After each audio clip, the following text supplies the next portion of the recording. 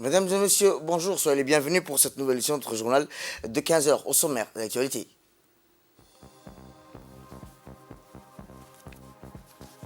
À la une dans l'actualité nationale, réunion sur la validation du rapport de l'État de bonne gouvernance en Afrique.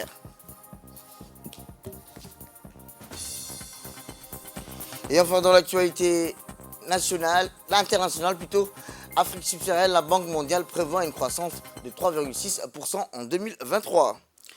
Et nous commençons par l'actualité du titre où hier a débuté une réunion de 3 jours sur la validation du rapport de gouvernance africaine 2023 AGR au palais avec Pesquier. Il s'agit là d'un événement crucial pour le continent africain car il évalue l'état de la gouvernance dans la région et le rapport qui sera publié en 2023 fournira une analyse complète du développement politique, économique et social en Afrique avec un accent particulier sur le droit de l'homme. Le sous-comité des droits de l'homme du comité de représentants permanents, le comité qui est composé des représentants de tous les États membres de l'Union africaine, tiendra une réunion de 3 jours à Djibouti à partir de hier pour discuter et finaliser le rapport. La réunion rassemblera des experts, des universitaires et des représentants d'organisations de la société civile qui apporteront leurs contributions et leurs commentaires sur le rapport.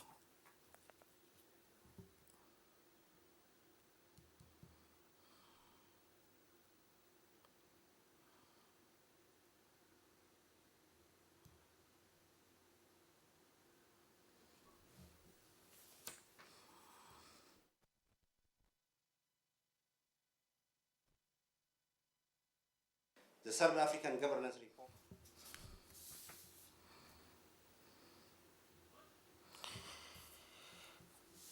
Direction le sud où nous attendons restant dans la région où la ministre des Affaires sociales de la solidarité, Mme Houloufa Ismaël Abdo, s'est rendue à Yabouki. Aujourd'hui, elle était accompagnée de son déplacement par le ministre des Équipements et des Infrastructures, M. Hassan Ahmed Ibrahim, du préfet de la région d'Ikil, Adam Moussandarar, ainsi que le député de la région. Un accueil des plus chaleureux lui a été réservé à la sous-préfecture de Yabouki par le sous-préfet de la région. Rappelant que l'objectif de la visite constituait en une rencontre des leaders communautaires en vue de partager sur les réalisations minières en projet en cours par le ministère des Affaires sociales dans la sous-préfecture de Yabouki.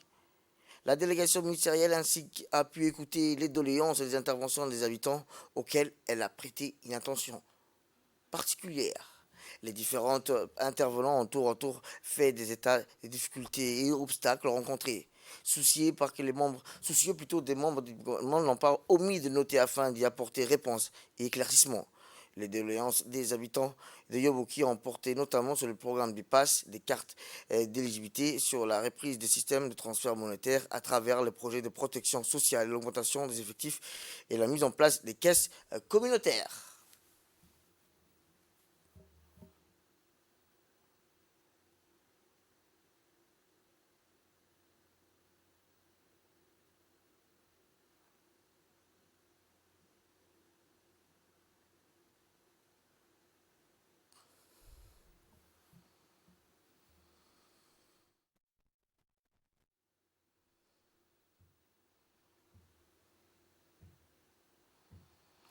Eh bien, à son tour, le ministre des Équipements et des Transports de la région de Dikil, M. Hassan Ahmed Ibrahim, a remercié la population de Yabouki pour l'accueil chaleureux.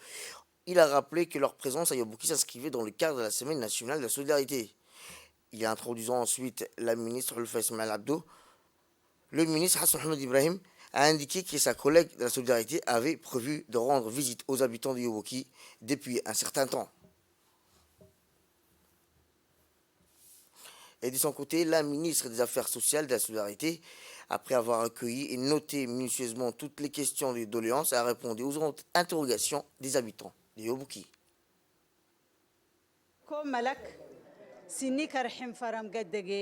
On voulait déjà depuis très longtemps venir à Yoboki, mais il y a eu à un moment donné des intempéries et la route était mauvaise, on n'a pas pu venir. Et vraiment, on était très déjà empressés de venir à votre rencontre. Et alhamdulillah, aujourd'hui, Dieu a permis qu'on soit devant vous. C'est que quand on m'a expliqué la difficulté de passage et pour venir ici, j'ai été vraiment encouragée, je dirais même recommandée par le président d'aller là-bas. Et il m'a sorti cette phrase devant tout le monde en Conseil des ministres, c'est des gens très bons, il faut aller les voir. Déjà, pour tout ce que vous avez dit concernant la sécurité alimentaire et les vivres, en effet, il y a eu une sous-préfecture par région qui a bénéficié avant du PNSF national, et avec l'arrivée du Covid et qui a touché le monde entier, la sous-préfecture de Yoboki faisait partie de ça. Donc le transfert monétaire qui venait justement du PNSF national a été réorienté vers le Covid, et ça on est conscient. Et on avait tout mis en œuvre depuis maintenant 1 an et demi pour mobiliser des fonds et pour qu'on puisse reprendre ça. Je pense que vous avez parlé de vivres qui n'arrivent pas jusqu'à Yoboki. Maintenant, déjà, il y a des vivres qui arrivent et ils sont au nombre de 1104 vivres. Maintenant, comme vous l'avez demandé également, nous avons une bonne nouvelle à vous annoncer, et c'est pour ça qu'on a fait tout ce trajet. C'est qu'Alhamdulillah Ta'ala, depuis qu'il y a eu la sécheresse, le président de la République a mis tout en œuvre pour mobiliser des fonds qui puissent venir et faire face justement à cette sécheresse. Et au jour d'aujourd'hui, on est venu vous annoncer que le PNSF national, qui était le PNSF national, on a trouvé un financement et il y aura du transfert monétaire pour tous ceux qui bénéficiaient d'un transfert monétaire. Et les localités qui sont éloignées, ils vont avoir également des transferts en vivres. Avant, il y avait 638 bénéficiaires du PNSF national. Aujourd'hui, on va dépasser les 1100 bénéficiaires du PNSF national. Certaines localités seront en transfert monétaire et certaines localités, ce serait en transfert en vivres. En ce qui concerne les cartes passes, il faut savoir que l'assurance maladie universelle on est un des seuls pays à bénéficier d'une carte de santé qui est gratuite.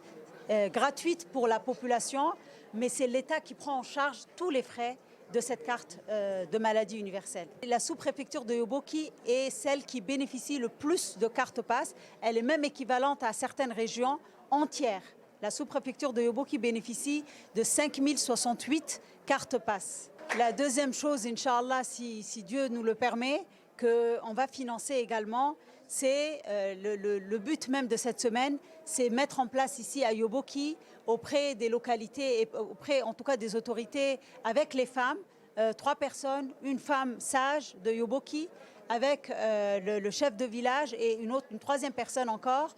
On va mettre en place, Inch'Allah, dès maintenant, une caisse qu'on appelle villageoise, une caisse de solidarité d'un montant de 1 million pour Yoboki parce que c'est un grand village. L'objectif de ces caisses, c'est pouvoir vous donner les moyens d'agir vous-même, mais de prioriser également vos actions de sorte à ce que cette caisse ne tarisse pas. Parce que les premiers 1 million, c'est le gouvernement qui va le donner. Mais après, ce que nous souhaitons, comme c'est une caisse solidaire, qu'il y ait au moins, avec le transfert monétaire surtout qu'on va vous remettre, qu'il y ait au moins 100 francs, 200 francs qui soient mis par chaque bénéficiaire pour pouvoir toujours régénérer cette caisse et qu'elle ne soit jamais vide.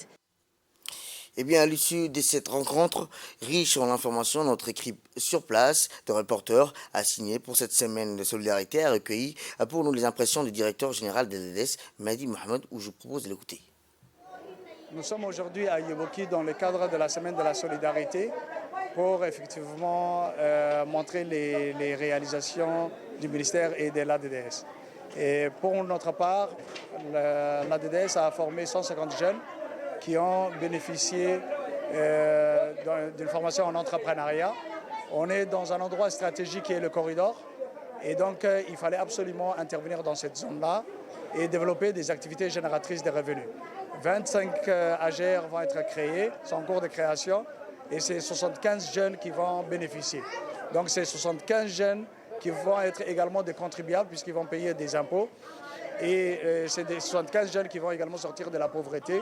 Et nous sommes extrêmement contents puisque notre mandat, c'est la lutte contre la pauvreté, mais c'est également la réduction du chômage des jeunes. Et donc nous sommes très heureux que Yoboki puisse bénéficier. Et donc le jeune a expliqué, donc il y a beaucoup de choses qui vont être financées, notamment une boucherie, une quincaillerie, des soudures, etc. Santé à présent, où dans le cadre de la lutte contre la prolifération des moustiques et autres vecteurs nuisibles à la santé de nos populations, le ministère de la Santé, par le biais de l'Institut de santé publique de Djibouti et en collaboration avec les différentes communes de la ville de Djibouti, a procédé au lancement d'une campagne de démoustication et de destruction des gîtes larvaires dans la ville de Djibouti. Cette campagne va consister à pulvériser dans la commune concernée dans tous les espaces sources de prolifération des gîtes larvaires des moustiques qui causent des problèmes de santé publique durant cette période hivernale. Ainsi, tous les techniciens de l'INSPD visiteront des différents quartiers pour ainsi sensibiliser les populations sur les mesures de prévention et détruiront les gîtes larvaires en conséquence. Éviter les activités de pulvérisation spatiale. Donc, ce sont des activités de destruction des gîtes larvaires, mais également des activités d'épandage aérien, mais également des pulvérisations spatiales. Comme à l'accoutumée, l'Institut national de santé publique, nous avons entamé ces activités et ce sont des activités qui vont durer pendant une période de 2 semaines. Il faut juste comprendre un élément crucial qui consiste à la lutte anti-larvaire et la lutte anti-adulte des moustiques, consiste à pouvoir, après que nous avons effectué la pulvérisation intradomiciliaire, elle consiste à pouvoir maintenant, à travers un épandage aérien de 4 jours sur Djibouti, mené conjointement par le ministère de l'Agriculture et le ministère de la Santé, nous allons démarrer la pulvérisation spatiale, donc, qui vont se dérouler seulement un schéma classique de passage dans différents quartiers. Puis, nous avons fait les destructions des gîtes larvaires, donc ça veut dire que nous venons avec les citernes, avec les fûts, et nous demandons à la population de se servir et de mettre de l'eau dans les caniveaux. Ces activités vont nous permettre de pouvoir atténuer, pas complètement d'éliminer les moustiques, mais d'atténuer la densité parasitaire. Nous exhortons la population de pouvoir dormir sous moustiquaires imprégnés, de fermer également portes et fenêtres de 16h à 22h, et que les produits que nous faisons au niveau de l'Institut national de santé publique ne sont pas des produits nocifs pour la population. Donc ce sont des produits agréés par l'OMS qui n'ont aucun impact sanitaire ou aucun effet secondaire assez compacté par rapport à cette population. Les opérations d'enlèvement des épaves, des voitures et des réouvertures des voies publiques battent leur plein. C'est ainsi qu'initiés par la mairie de la ville de Djibouti, ces travaux de grande ont été réalisés avec célérité. En effet, c'est dans le même contexte que sous l'auspice de le maire de la ville de Djibouti, M. Saïd Daoud, et les agents de la mairie et les élus communaux ont procédé hier à carte 7 à la cité du stade, la commune de Blaos, à l'évacuation de ces dépôts sauvages qui bloquent les espaces publics. Dès les premières heures du matin jusqu'à la fin de la journée d'hier, de nombreuses carcasses et des vieilles voitures abandonnées aux abords des principales routes, des ruelles et ceux de quartiers ont été débarrassés des lieux. Rappelons que l'opération qui s'inscrit dans le cadre du projet Djibouti Zéro Déchet est une mesure prioritaire du plan projet propreté lancé depuis le 24 décembre dernier par le maire de la ville de Djibouti. Et de son côté, le maire a rappelé que je suis vraiment honoré, a-t-il dit, de participer à cette opération de lutte contre la commune. Nous obligeons de prendre part à toutes les activités qui consistent à améliorer le cadre de vie de notre population. Il a rappelé qu'en qualité de responsable élu, je tiens à porter à la connaissance de tout chacun que ce programme est initié afin de mettre à terme aux dépôts sauvages et engins qui bloquent nos voies.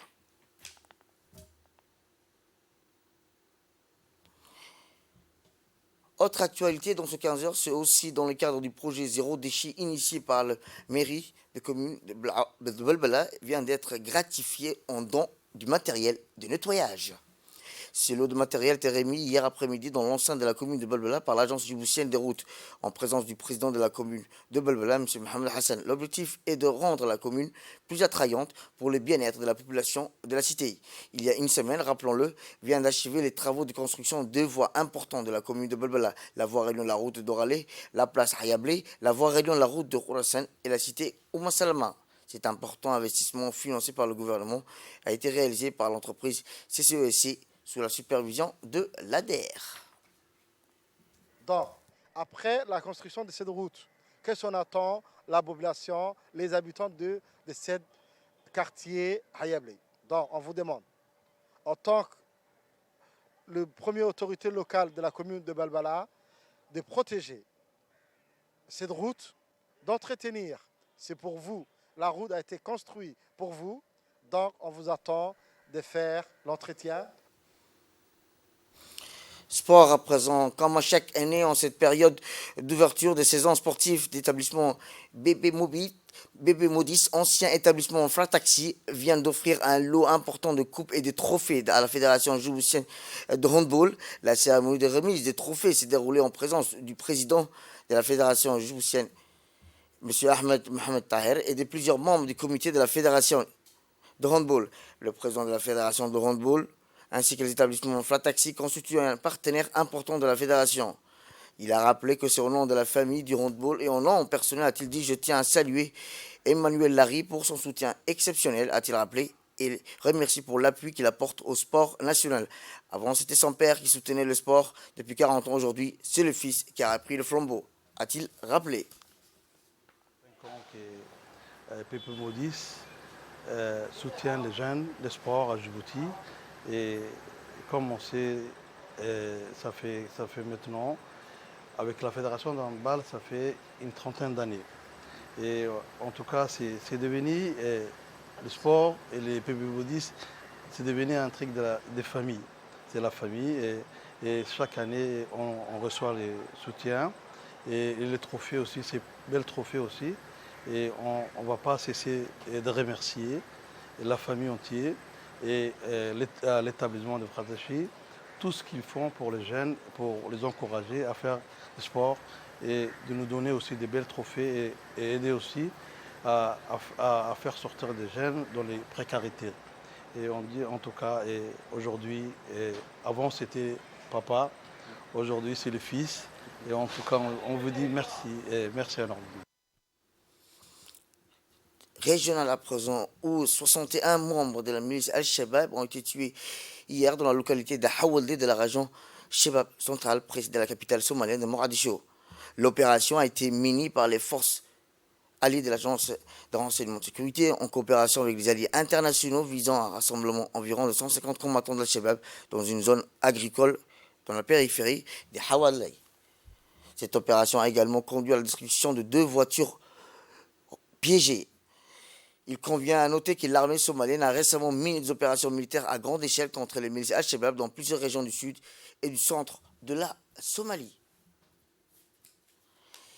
Et enfin, dans l'actualité internationale, je vous dis dans le titre, les dernières perspectives économiques mondiales de la Banque mondiale, publiées le 10 janvier dernier, projettent une reprise modeste de la croissance et une lente augmentation des revenus par habitation en Afrique subsaharienne en 2023. L'institution Bretton Woods table d'une croissance de 3,6% en 2023 pour les économies de la région. Les économies d'Afrique subsaharienne se retrouveront par leur dynamisme avant la pandémie à Covid-19.